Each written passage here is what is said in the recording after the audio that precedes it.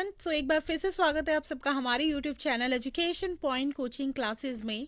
तो बच्चों, आज की इस वीडियो में हम करने वाले हैं क्लास 9th के सामाजिक विज्ञान की वर्कशीट नंबर 80।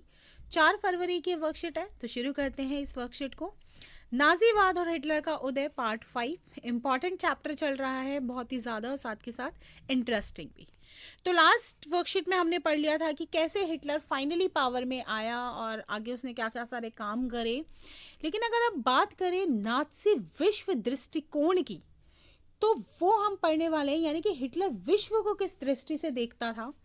इस दृष्टिकोण में सभी समाज बराबर नहीं थे। इस नजरिए में ब्लॉन्ड, नीली आंखों वाले नॉर्डिक जर्मन आर्यन सबसे ऊपर स्तर पर थे। यानी कि वो लोगों को भी उनके स्किन बेसिस पे उनके कैरेक्टर थे, वो कैसे दिख रहे हैं, उस विशेषताओं पे जज करता था। सबसे ऊपर थे शुद्ध जर्मन आर्यन। और जर्मन आर्यन भी कैसे पहचानता था? जो ब्लॉन्ड बालों वाले होंगे, नीली आंखों वाले होंगे, और यहूदी सबसे निचले पायदान पर होते थे। नाजियों के अनुसार जो नस्ल सबसे ताकतवर है वह जिंदा रहेगी, कमजोर नस्लें खत्म हो जाएगी, क्योंकि वो विश्व के ऊपर क्या है? बोझ है। आर्य नस्ल सर्वश्रेष्ठ है, उसे अपनी शुद्धता बनाए रखनी है, ताकत हासिल करनी है और दुनिया पर वर्चस्व कायम करना है। न्यूरेमबर्ग्स नागरिक अधिकार सितंबर 1935 के अनुसार जर्मन नस्ल वाले व्यक्तियों को ही जर्मन नागरिकता और अधिकार मिलेंगे। वहीं यहूदी और जर्मनियों के बीच विवाह संबंध पर पाबंदी लगा दी गई, यानी कि एक यहूदी और आर्यनों के बीच शादी नहीं हो पाएगी।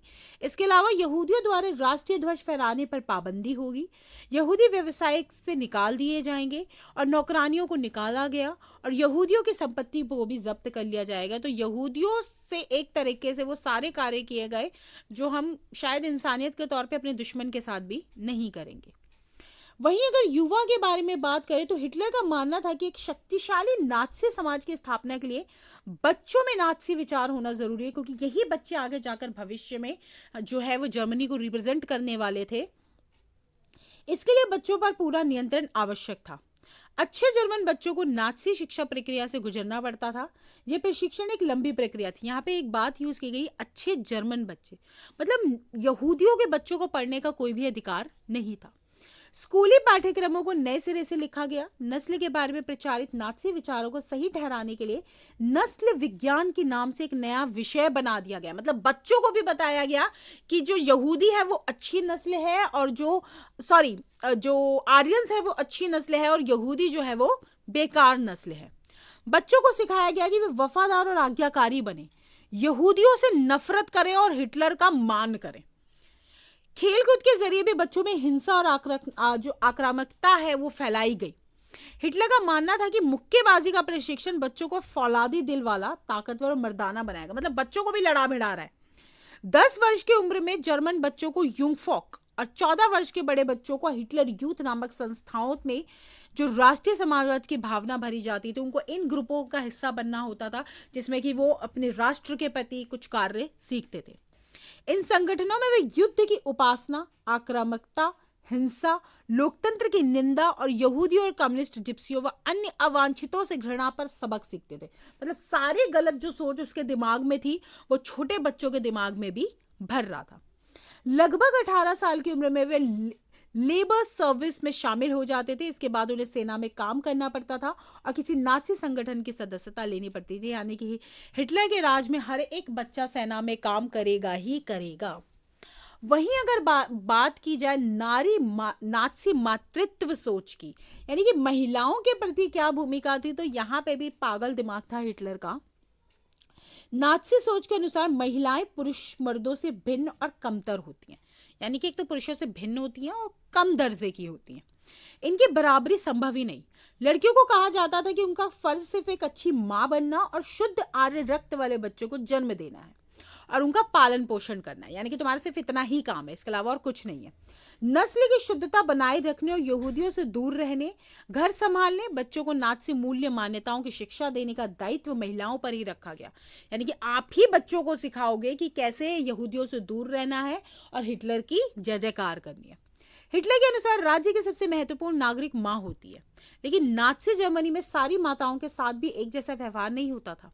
जो औरतें नस्ली तौर पर अवांछित बच्चों को यानी कि यहूदी जैसे बच्चों को जन्म देती थी उन्हें दंडित किया जाता था, जबकि नस्ली तौर पर वांछित दिखने वाले बच्चों को जन्म देने वाली माताओं को इनाम दिया जाता था। निर्धारित आचार संहिता का उल्लंघन करने वाली महिलाओं को सार्वजनिक रूप से अपमानित कर उन्हें कड़ा दंड दिया जाता था। तो यहाँ पे भी वो अपना पागल दिमाग चलाता था। प्रश्नों की बात करें तो सबसे पहला, हिटलर का नाज़ी विश्व दृष्टिकोण क्या था? तो बिल्कुल बचा जो फर्स्ट पैराग्राफ है हमारा वो इसमें आ जाएगा। ये पूरे पॉइंट्स आपको इसमें डालने हैं कि कैसे वो नस्लगत आधार पर लोगों के साथ भेदभाव करता था। प्रश्न दूसरा, नाज़ी सोच को अगली पीढ़ी में लाने के लिए हिटलर ने कौन से उपाय अपनाए? तो सबसे पहले तो उसने युवाओं पे ही अटैक कर दिया। बचपन से ही बच्चों की पाठ्यक्रम ऐसे बनाया कि वो अपने जितने भी पॉइंट्स हैं वो डाल सके। छोटे छोटे बच्चों को आर्मी के सारे पॉइंट्स दिए गए, मुक्केबाजी का प्रशिक्षण दिया गया, यहूदियों से नफरत फैलाई गई और साथ के साथ 18 साल के होते ही उन्हें एक लेबर सर्विस में डाल दिया जाता था और सेना में कार्य कराया जाता था। तो ये सारे पॉइंट्स हैं जो उसकी सोच के साथ ऐड हो जाते थे बच्चों के जीवन में। हिटलर के अनुसार महिलाओं की क्या क्या जिम्मेदारियां होती हैं? तो बेटा हिटलर के अनुसार महिलाओं की क्या जिम्मेदारियां हैं कि वो नस्ल की शुद्धता को बनाए रखें, यहूदियों से दूर रहें, घर संभाले और बच्चों को नाज़ी मूल्य मान्यताओं की शिक्षा देने का दायित्व संभाले। प्रश्न चौथा, एक अच्छे समाज के निर्माण में विद्यालयों की क्या भूमिका हो सकती है?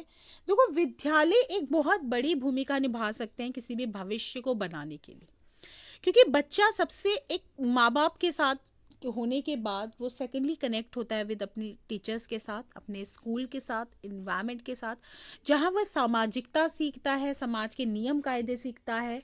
और अगर यहाँ पर उनको गलत शिक्षा प्राप्त हो रही है तो वो अपने जीवन में भी गलती करेगा। हिटलर ने क्या किया? हिटलर को पता था कि विद्यालयों के ही द्वारा वह बच्चों के दिमाग पर कंट्रोल कर सकता है, तो उसने वहीं पे गलत शिक्षा देना शुरू कर दिया। इस प्रकार विद्यालय का सबसे बड़ा योगदान है एक बच्चे के जीवन में। लास्ट क्वेश्चन है आपका, समाज में महिलाओं का स्थान बहुत महत्वपूर्ण होता है। अपने जीवन के उदाहरणों द्वारा इस कथन की पुष्टि कीजिए। तो जी हाँ, किसी भी समाज में महिलाओं की जो स्थिति होती है, महिलाओं की जो स्थान होता है वो सबसे इम्पॉर्टेंट होता है, क्योंकि एक बच्चे की सबसे पहला विद्यालय और शिक्षिका उसकी माता ही होती है। और माता चाहे तो बच्चे को बना सकती है, और अगर बच्चा माता की शिक्षा में नहीं आ पा रहा है तो बच्चा अपना भविष्य खराब कर सकता है। तो महिला सबसे इम्पॉर्टेंट है। साथ के साथ महिला अपने पूरे परिवार को, अगर वह खुद शिक्षित है तो वो अपने परिवार को भी शिक्षित कर सकती है, क्योंकि एक पढ़ी लिखी माता ज़्यादा अपने भविष्य को संभाल पाएगी, साथ के साथ अपने परिवार के भविष्य को। तो अगर बोला जाए तो किसी भी परिवार की जो केंद्र होता है, जो धुरी होती है, वो एक महिला ही होती है। तो इसी के साथ आज की वर्कशीट हमारी पूरी होती है। मिलते हैं नेक्स्ट वीडियो में, तब तक पढ़ाई जारी रखिए। Thank you so much.